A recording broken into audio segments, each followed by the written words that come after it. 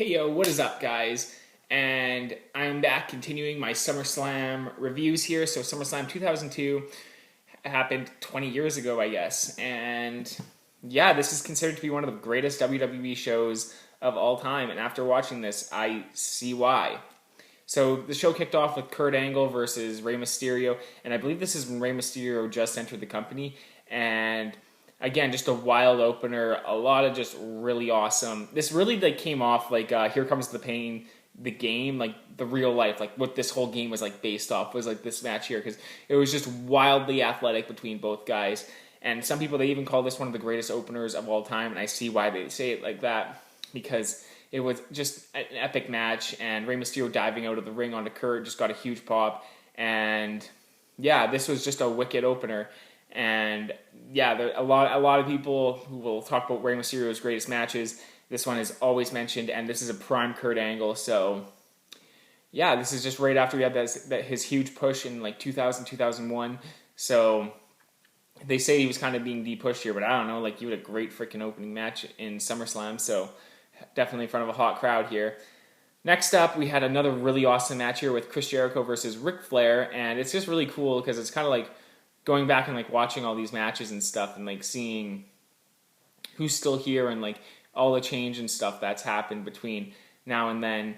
So yeah, Ric Flair and Chris Jericho, they had a match, and it was really good. They had some really good, what was it? It was a really good submission match because they both kind of went back and forth with their own submissions.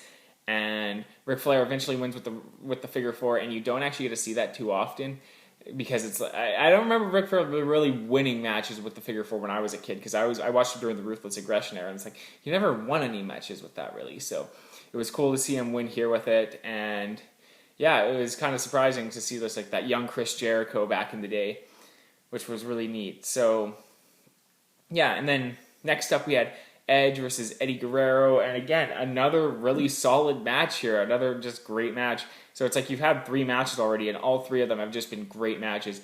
It's Eddie Guerrero. I believe this is just when I think he just came back to the company, because he would have left in like 2001, and he just got back after this, and he had a big feud with Edge. And this is actually the feud where Edge ended up injuring his neck for the first time, so that caused him to retire in 2011. So this feud is kind of the genesis of Edge's retirement, which is kind of interesting. And yeah, just another really entertaining match here. It's Eddie Guerrero. Like, who actually says like Eddie Guerrero is not like a great wrestler or anything like that? So again, it's like every match on the show has just been completely insane up to this point.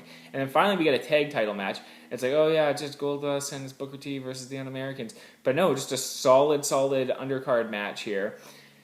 And it was just a solid tag match. Booker T was over like a mofo in this match. People were going ape shit for him when he got that hot tag. So people really liked Booker T. And this is right before he's going into his world title match with Triple H at WrestleMania 19. So again, this is just a wicked match. It's not like a wicked match, but it was just, again, a really solid, good tag title match to have on the show.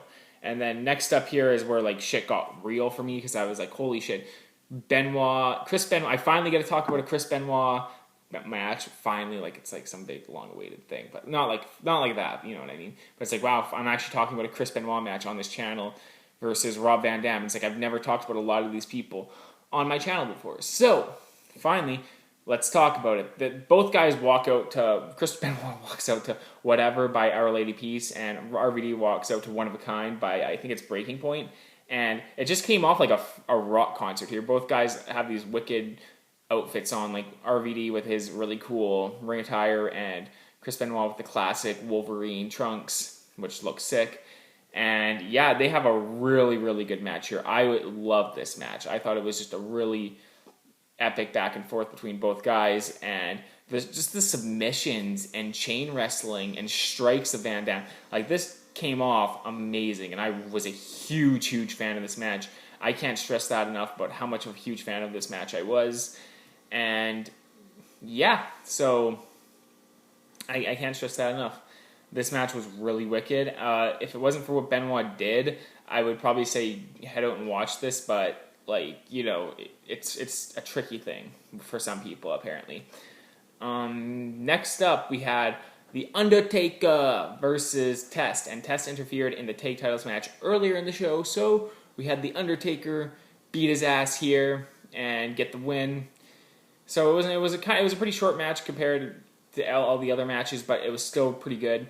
Nothing special. It wasn't a bad match, but it wasn't anything like great. But it was just a solid undercard match. Nothing to complain about. It was still pretty good. So can't really complain too much. This is during the time of Taker's whole biker persona thing was going on. So that part too was pretty interesting to see. So next up here is probably top 3 SummerSlam matches ever. And you all know which match I'm talking about. It is Triple H versus Shawn Michaels in his return match in the non-sanctioned match with that epic freaking promo they had. I'll be back around, say, SummerSlam. Oh, and then like Triple H, he was just a beefcake here. And he was a really monster heel in this match. Like, he just came off like a dude. He was just absolutely violent.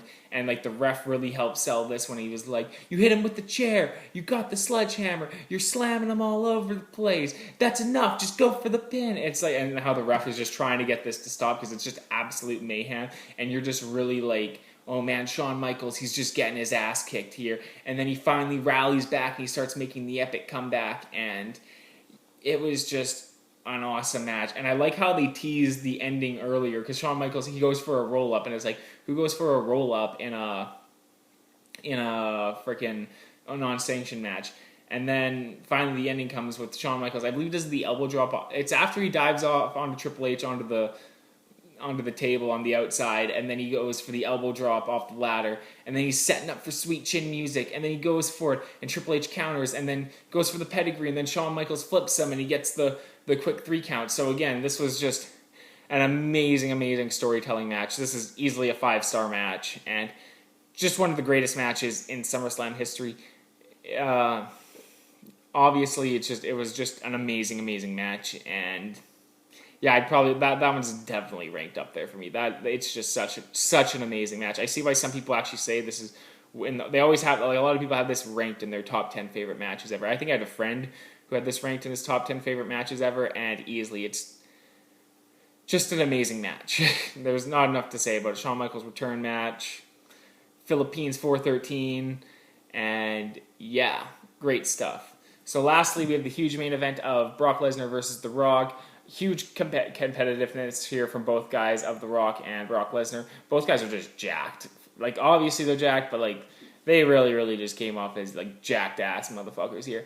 And they just beat the shit out of each other, and it was a really like grueling match. Like, it just looked grueling. And the crowd was all over the place for this one. It's always like known as like one of the most bipolar crowd matches ever, because they were kind of cheering for Brock, and then they were cheering for The Rock, and then yeah, they really came off all over the place here, even though The Rock was the good guy. So, yeah, again, just a really competitive match. This is the whole start of the Brock Lesnar era, and his whole run through the wrestling business is really with this match here as him as a main eventer, and totally see why. Like, these guys, this is a really solid match here, and yeah, I really like this show, and overall, I see why people call this one of the greatest wrestling shows of all time. You just have great stuff up and down the card, nonstop. Not one match was bad. Everything was great. So I see why people would give this show a 10 out of 10 ranking, which is what I'm going to give it to. So yeah, great show. Anyways, let me know what you guys thought of the show. Let me know. Make sure you check out my SummerSlam 2012 review. And peace out, guys.